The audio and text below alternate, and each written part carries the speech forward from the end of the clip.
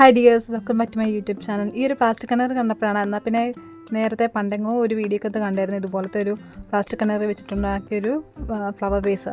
അപ്പം നമുക്ക് അത് നിന്ന് ട്രൈ ചെയ്ത് നോക്കാം. അപ്പോൾ ഇതുപോലത്തെ ഒരു പ്ലാസ്റ്റിക് കണ്ണർ എടുക്കുക, എന്നിട്ട് അതിൻ്റെ ലിഡാണെങ്കിൽ ഗ്ലൂഗൺ അപ്ലൈ ചെയ്തിട്ട് അടിയിലായിട്ടോ ബോട്ടിലിൻ്റെ അടിയിലായിട്ടോ ഒട്ടിച്ച് കൊടുത്തു.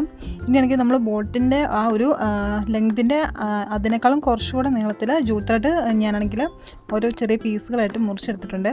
എന്നിട്ട് 4 ജൂട്ട് ത്രെഡ് ഒരുമിച്ച് പിടിച്ചിട്ട് ഇതുപോലെ ഓരോ സെക്ഷനായിട്ട് ഒട്ടിച്ച് കൊടുക്കുകയാണ് ചെയ്യുന്നത്. ഏത് ടൈപ്പ് കണ്ടെയ്നർ വെച്ചിട്ട് നമുക്ക് ഇതുപോലത്തെ ഫ്ലവർ വേസ് ഈസിയായിട്ട് ഉണ്ടാക്കിയെടുക്കാൻ പറ്റുമെന്നുള്ളൂ. നല്ല രസമാണ് കാണാനായിട്ടും. എനിക്ക് നന്നായിട്ട് ഇഷ്ടപ്പെട്ടായിരുന്നു. ജൂട്ട് ത്രെഡ് കൊണ്ട് ഉണ്ടാക്കുന്ന അല്ലെങ്കിൽ ഒരു ഫ്ലവർ വേസ് ഒക്കെ കാണാനായിട്ട് നല്ല ഭംഗിയായിരിക്കും. അപ്പോൾ ഇതുപോലെ ചുറ്റിനുമാണെങ്കിൽ മൊത്തം ജൂട്ട് ത്രെഡും ആണെങ്കിൽ ഞാൻ ഒട്ടിച്ചെടുത്തിട്ടുണ്ട്.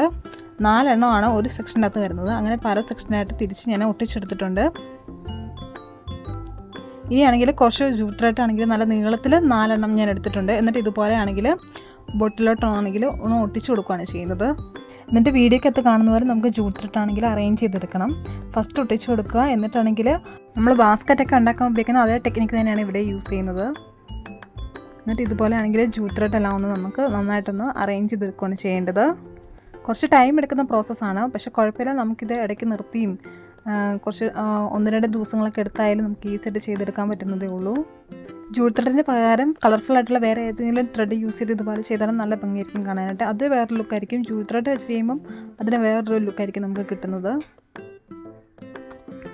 അപ്പോൾ വീഡിയോക്കകത്ത് കാണുന്നത് ജൂട്ട് ത്രെഡ് മൊത്തം നമുക്കൊന്ന് അറേഞ്ച് ചെയ്തെടുക്കുകയാണ് ചെയ്യേണ്ടത്. ഒന്നിടവിട്ട് നമുക്കാണെങ്കിൽ ജൂട്ട് ത്രെഡ് ആണെങ്കിൽ ഇതുപോലെ ഓരോ സെക്ഷനെയും അടിയിലും മുകളിലുമായിട്ട് നമുക്ക് കൊണ്ടുവരണം. വളരെ ഈസിയാണ് കേട്ടോ. ഈ ഒരു പ്രോസസ്സ് മാത്രം നമ്മളൊന്ന് ശ്രദ്ധിച്ചാൽ മതി. ബാക്കി നമുക്ക് വളരെ ഈസി ആയിട്ട് നമുക്ക് ചെയ്തെടുക്കാവുന്നുള്ളൂ. മഴയൊക്കെ പെയ്യുമ്പോഴായാലും നമുക്ക് എപ്പോഴെങ്കിലുമൊക്കെ ഇത് ചെയ്തെടുത്താൽ മതി.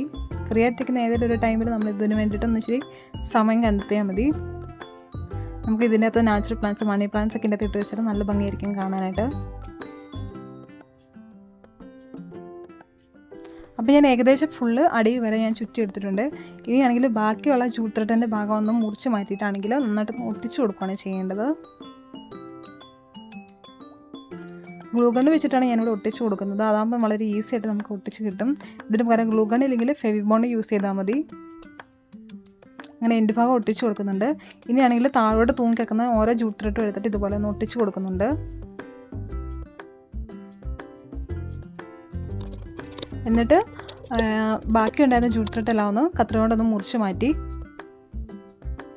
ഇനിയാണെങ്കിൽ ഒരു 6 സ്ട്രാൻഡ്സ് ജൂട്ട് ത്രെഡാണ് എടുത്തിരിക്കുന്നത്. അത് ഇതുപോലെ ഒന്ന് നമ്മളൊന്ന് മുടി പിന്നുന്ന പോലെ ഒന്ന് പിന്നിയെടുക്കുകയാണ് ചെയ്യേണ്ടത്.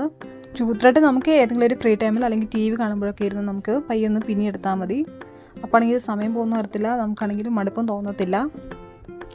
കുറച്ച് നീളത്തിൽ നമുക്ക് ഇത് പിന്നിയെടുക്കേണ്ടതായിട്ടുണ്ട്. കാരണം നമുക്ക് ബോട്ടിൻ്റെ നെക്കിലും അതുപോലെ തന്നെ അടിഭാഗത്തും നമുക്ക് നന്നായിട്ട് ഇത് ചുറ്റി കൊടുക്കണം.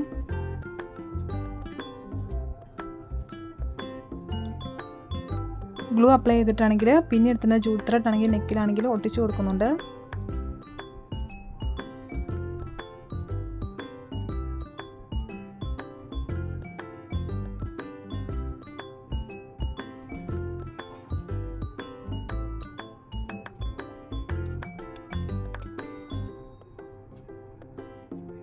അപ്പോൾ ബോട്ടിൻ്റെ നെക്ക് ഭാഗത്ത് ഫുള്ളും ജൂട്ട് ത്രെഡ് പിന്നെ എടുത്ത് ഒട്ടിച്ച് കൊടുത്തിട്ടുണ്ട്. ഇനി നമുക്ക് അടിഭാഗത്തായിട്ടാണ് നമുക്ക് ഒട്ടിച്ചെടുക്കേണ്ടത്.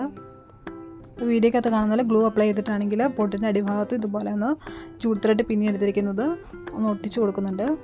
ഇനി ജൂട്ട് ത്രെഡ് പിന്നെ എടുക്കാനൊക്കെ മടിയുള്ളവരാണെങ്കിൽ ബ്രൈഡഡ് ആയിട്ടുള്ള ജൂട്ട് ത്രെഡ് ആണെങ്കിൽ നമുക്ക് ഓൺലൈനിലൊക്കെ അവൈലബിൾ ആണ്.